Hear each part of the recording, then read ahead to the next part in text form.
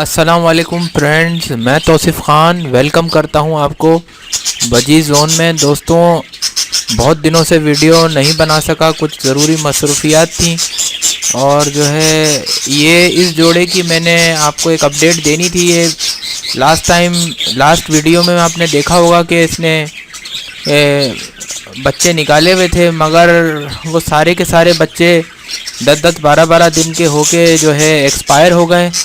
वजह ये थी कि दोस्तों, ये बहुत ज़रूरी टॉपिक है। क्यों हुए? क्योंकि ये इनकी ब्लड लाइन जो है सेम थी और वीक ब्लड लाइन थी। बहुत ही ज़्यादा कमज़ोर बच्चे थे वो। तो अब ये अपडेट है कि अब इस जोड़े को हम तोड़ के जो है दूसरे अलग अलग मेल फीमेल के साथ लगाएंगे, ताकि ब्लड लाइन जो है वीक ना रहे और सही बच्चे निकलें।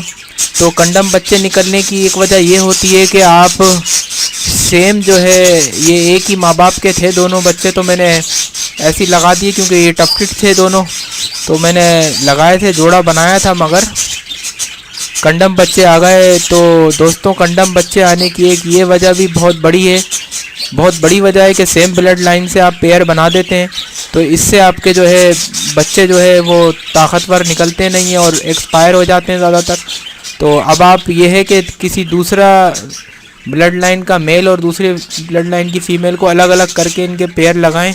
अगर आपके पास है, मैं तो इनको अलग अलग कर दूंगा। अब इनसे ब्रीड नहीं लूँगा क्योंकि बहुत ही कंडम बच्चे इन्होंने निकाले। बच्चे तो अच्छे थे मगर कंडम थे, आपने देखे लास्ट वीडियो में, मैं ऊपर लिंक भी दे दूँगा।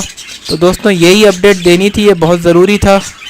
तो दोस्तों, अगर वीडियो पसंद आए तो लाइक करें और जो है चैनल को भी सब्सक्राइब करें। मिलते हैं नेक्स्ट वीडियो में। फ़ियामान अल्लाह।